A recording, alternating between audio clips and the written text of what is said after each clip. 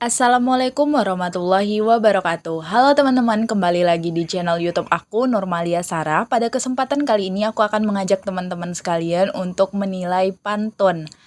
Nah, kita akan menilai pantun dari segi unsur intrinsiknya sebagai bentuk pedoman kita untuk menilai sebuah pantun dari segi kualitasnya. Pantun yang akan kita nilai adalah pantun-pantun yang telah aku ciptakan sendiri pada konten sebelumnya, yakni menciptakan lagu dari pantun yang diiringi dengan instrumental Pak Ketipung.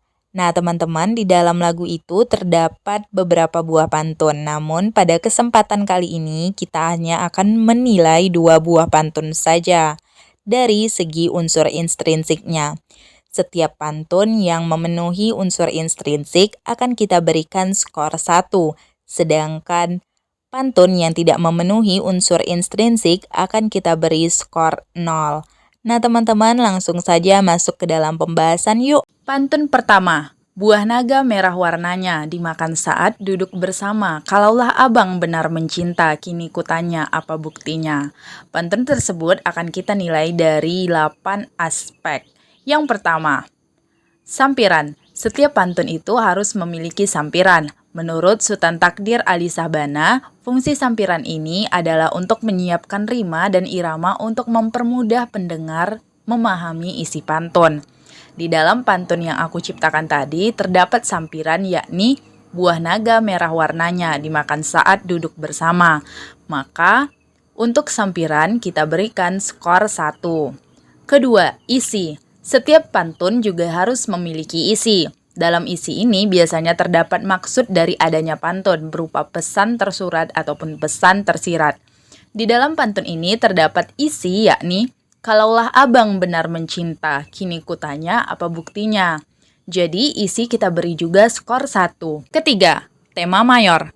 Tema mayor adalah tema yang mewarnai karya secara menyeluruh. Tema mayor dalam pantun ini adalah seorang gadis yang membutuhkan pembuktian cinta dari seorang laki-laki. Maka dari itu, tema mayor dapat kita beri skor 1. Keempat, tema minor. Tema minor adalah tema yang dapat dilihat dari segi sampiran dan isi. Jika dilihat dari sampiran, tema minor dalam pantun ini adalah kebersamaan saat makan buah naga. Maka untuk tema minor jika dilihat dari segi sampiran dapat kita beri skor 1. Lalu jika dilihat dari segi isi, tema minor dalam pantun ini ialah seorang gadis yang bertanya tentang apa bukti cinta seorang laki-laki. Maka untuk tema minor dari segi isi dapat kita beri skor 1. Jika ditambahkan secara keseluruhan, tema minor dalam pantun ini ada 2, dan kita akan memberikan skor 2 untuk tema minor. Kelima, amanat tersurat. Amanat tersurat adalah amanat yang tertulis langsung di dalam pantun. Dalam pantun ini tidak ada amanat tersuratnya, jadi skor yang kita berikan adalah 0. Keenam, amanat tersirat. Amanat tersirat adalah amanat yang disampaikan secara tersembunyi di dalam pantun. Di dalam pantun ini terdapat 2 amanat tersirat, yakni kebersamaan pada saat makan buah naga itu memang sederhana, namun itu adalah momen yang membahagiakan. Kedua, jika laki-laki mencintai seorang gadis, maka buktikanlah tanpa harus ditanya. Jadi di sini ada 2 amanat tersirat. Maka dari itu setiap amanat kita beri skor 1. Dan karena ada 2 amanat, jadi skor yang kita berikan untuk amanat tersirat adalah 2. Ketujuh, pola baris. Dalam pola baris, kecenderungan pantun biasanya terdiri dari 4 baris, atau 4-5 kata, atau 8-12 suku kata.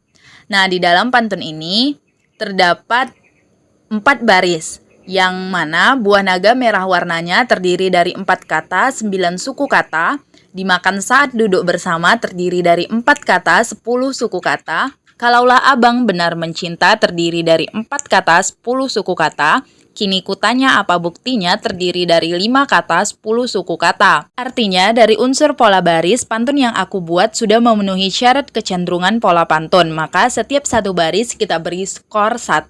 Di sini ada 4 baris yang memenuhi syarat kecenderungan, maka skor yang dapat kita berikan adalah 4. 8. Rima. Rima dapat dilihat dari pola pengulangan bunyi atau pola bunyi, pengulangan suku kata atau pola kata yang terletak di awal, di tengah, dan di akhir.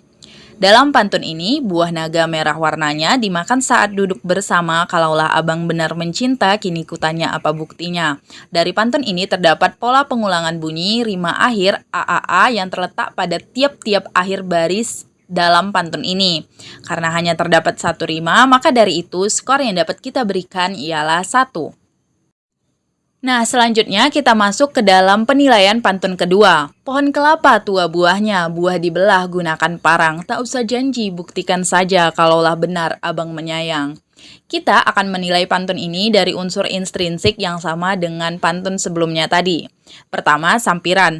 Setiap pantun memang harus memiliki sampiran. Di dalam pantun ini terdapat sampiran yakni pohon kelapa tua buahnya, buah dibelah gunakan parang. Maka diberi skor 1. 2. Isi. Setiap pantun juga harus memiliki isi. Di dalam pantun ini terdapat isi yakni tak usah janji, buktikan saja kalaulah benar abang menyayang. Maka kita beri juga skor 1. 3. Tema mayor. Tema mayor dalam pantun ini adalah gadis yang tidak ingin hanya dijanjikan tapi ingin pembuktian rasa sayang dari laki-laki itu. Maka kita berikan juga skor 1. Keempat, tema minor. Tema minor adalah tema yang dapat dilihat dari segi sampiran dan isi. Tema minor dari pantun ini jika dilihat dari segi sampiran ialah pekerjaan yang dilakukan dengan tepat. Maka kita beri skor 1. Tema minor dari segi isi ialah seorang gadis yang menolak janji dan meminta pembuktian rasa sayang laki-laki itu. Maka kita beri juga skor 1. Jadi untuk skor keseluruhan tema minor adalah 2. Kelima, amanat tersurat. Dalam pantun ini, amanat tersuratnya ialah jika melakukan pekerjaan, kerjakanlah dengan tepat. Maka kita beri skor 1. Kedua, tidak usah janji, buktikan saja jika laki-laki itu benar-benar sayang. Maka kita beri juga skor 1. Dalam amanat tersurat ini, skor yang dapat kita berikan ialah 2. 6. Amanat tersirat. Dalam pantun ini, amanat tersiratnya tidak ada, karena jelas dituliskan secara langsung atau tersurat di dalam pantun tersebut.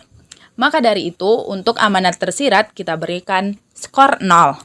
Ketujuh, pola baris. Pola baris merupakan kecenderungan dalam pantun yang terdiri dari 4 baris atau 4-5 kata atau 8-12 suku kata. Nah, kita akan melihat dari segi kata dan suku katanya.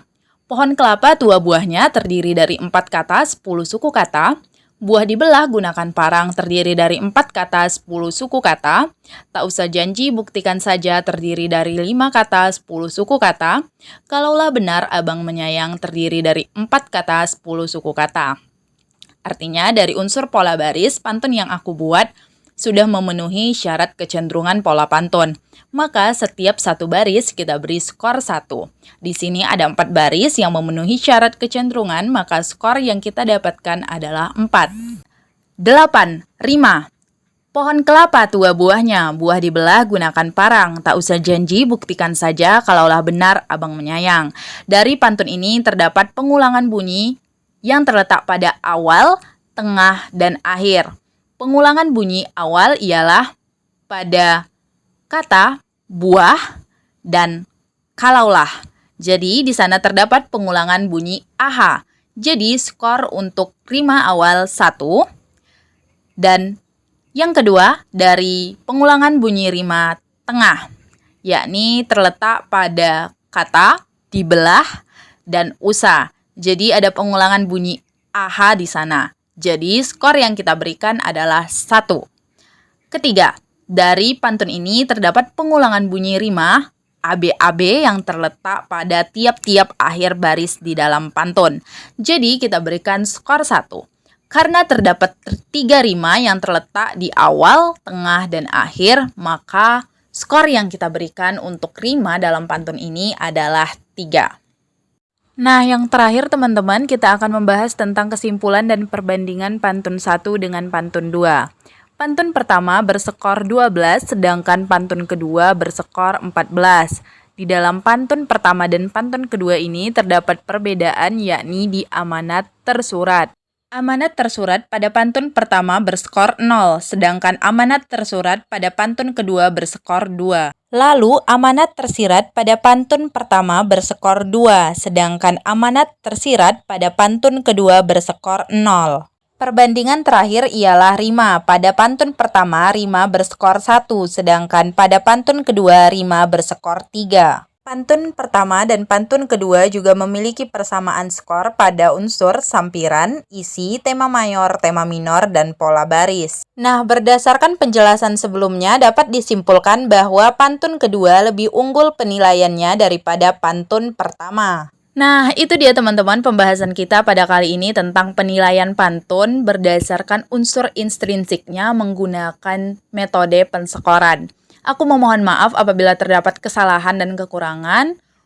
Sekian, terima kasih. Jangan lupa di like, comment, and subscribe. Wassalamualaikum warahmatullahi wabarakatuh.